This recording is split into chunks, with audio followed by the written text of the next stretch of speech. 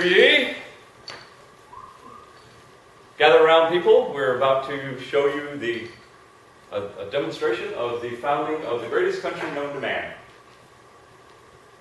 Your presenters today will be Tom Neidert as William Patterson from the great colony of New Jersey. Cameron Hope as Alexander Hamilton from the great southern colony of Georgia. And Stephen Haugen as James Madison from the great colony of Virginia. Please stand and join us in the reciting of the Pledge of Allegiance.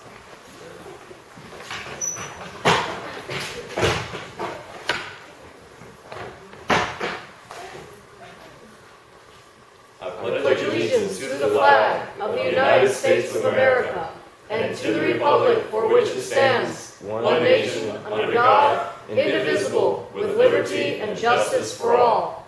Please be seated.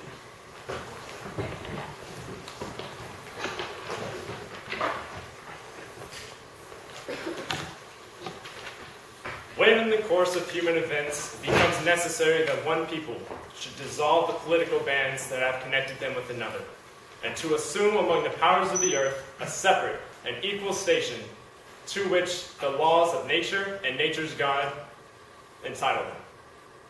We hold these truths to be self-evident, that all men are created equal, and are endowed by their Creator with certain unalienable rights, that among these are life, liberty, and the pursuit of happiness.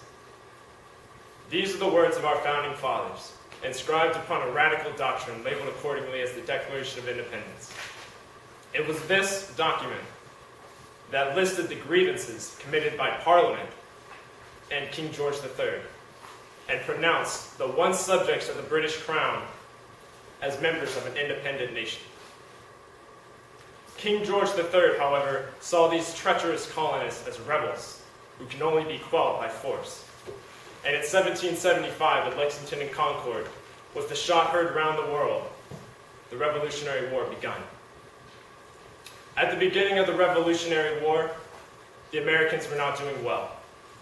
With the loss of the Battle of Bunker Hill and the eventual loss of New York City did not bode well. But there were three battles that were essential to the Americans' eventual success against the British. The first of which being the Battle of Trenton, where General George Washington daringly crossed the Delaware River and took out an entire Hessian garrison. It was this battle that boosted morale in the Continental Army, resulting in more re-enlistments in the succeeding year. In October of 1777, at the Battle of Saratoga in upstate New York, the Continental Army successfully forced surrender upon an entire British army of 7,000 troops. This battle prompted the French to help out the Americans and aid them in their fight against the British. And in 1778, a French alliance was signed. In October of 1778, at the Battle of Yorktown, General George Washington, with the help of a French naval fleet, successfully cornered General Lord Cornwallis in Yorktown, Virginia, and forced surrender upon him. It was this battle when the political support for the war in Britain crumbled, and in Parliament, nobody wanted to fund the war anymore.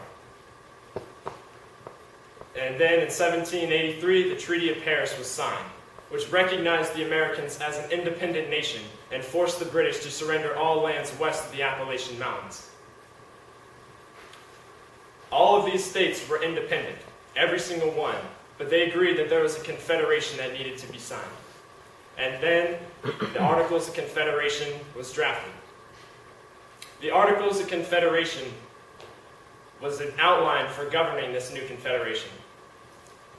It was a republican system that focused on a weak central government whose power relied mainly on those being governed, you and I. There were problems with the Articles of Confederation, though. There was no executive branch, no judicial branch, no system of checks and balances. The Congress did not have a power to tax. And to pass a law required 9 out of the 13 states to agree.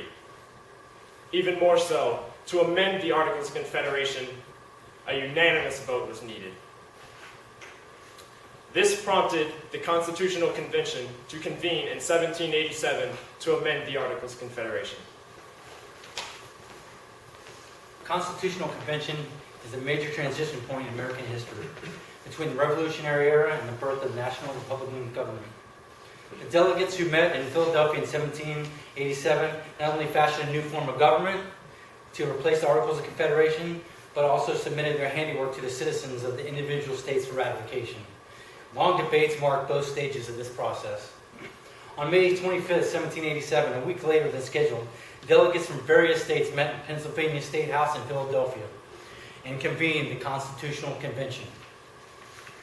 Among the first orders of business was electing George Washington president of the convention, establishing the rules that would guide the proceedings.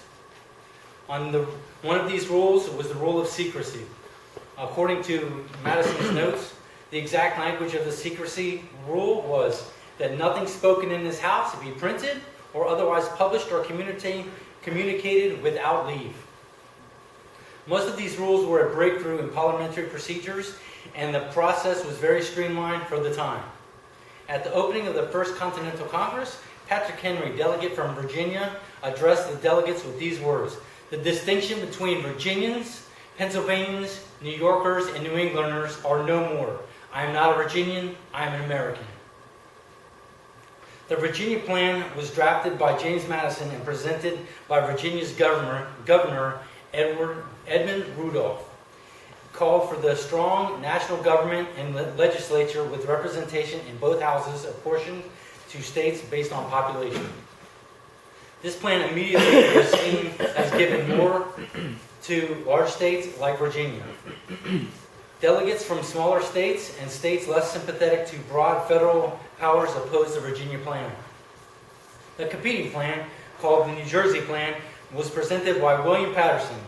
This plan was more attractive to the new nation's smaller states and would have each state have a single vote in Congress, as it had been under the Articles of Confederation, to even out the power between the larger states and the smaller states. Over the course of the next 3 months, delegates worked out a series of compromises between competing plans. Under a plan brought forward by Roger Sherman, called the Connecticut Compromise, representation in the House of Representatives would be based on population, while each state would be granted equal 2 senators in the new Senate. By September, the final compromises were made, and it was time to vote. In the convention, each state, regardless of its numbers of delegates, had 1 vote. So a state evenly split could not register a vote for adoption. In the end, 39 of 55 delegates supported adoption of the new Constitution. The Constitution drafted was a big challenge, but there were bigger challenges still ahead. When the Constitutional Convention concluded, there were 2 major parties of thought. There were the Federalists, who supported the Constitution, and there were the Anti-Federalists, who were against it. They had several objections to the Constitution. First of all, they felt that the delegates to the Constitutional Convention had overstepped their authority in creating an entirely new document instead of just amending the Articles of Confederation. They also felt that the Constitution was written mainly for the rich, and that it gave too much power to the central government. Others also agreed with George Mason, who insisted that the Constitution include a Bill of Rights, which delineated all the different rights specifically allotted to the people. This prompted Alexander Hamilton, John Jay, and James Madison to write a series of essays. There were 85 in all, which were published in the papers of the New York State. They were all published under the pen name of Publius, which gave them a sense of a single entity providing this information. As these articles were written, they were given to provide information and inform the population in order to get the Constitution to be ratified by the 9 states that were required. Delaware was the first state to ratify on December 7th, 1787. followed immediately by Pennsylvania, New Jersey, Georgia, Connecticut, Massachusetts, and South Carolina. New Hampshire became the 9th state to ratify the Constitution on June 21st of 1789. Shortly after that became Virginia and New York, two of the largest states. North Carolina waited to ratify the Constitution until the Bill of Rights was actually proposed. The last state in the colonies that ratified the Constitution was Rhode Island. Rhode Island waited until they were actually threatened to be treated as a foreign nation before the small state of Rhode Island would actually ratify the Constitution. So, with the Bill of Rights proposed, there were originally 12 rights that were detailed in the Bill of Rights. Only 10 of them passed, as you probably know, which became our Bill of Rights as we know it today. Since then, there have been 17 other amendments to the Constitution. One of them was to actually rescind one of the previous ones. So, in conclusion, we just wanted to leave you with one last thought from our second president, John Adams, who hoped to impress upon the citizens of this nation the importance of virtue when he said, "Our Constitution was made only for a moral and religious people.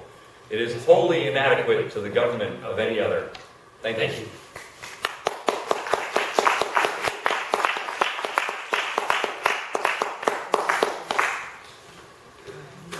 All right. Absolutely fantastic presentation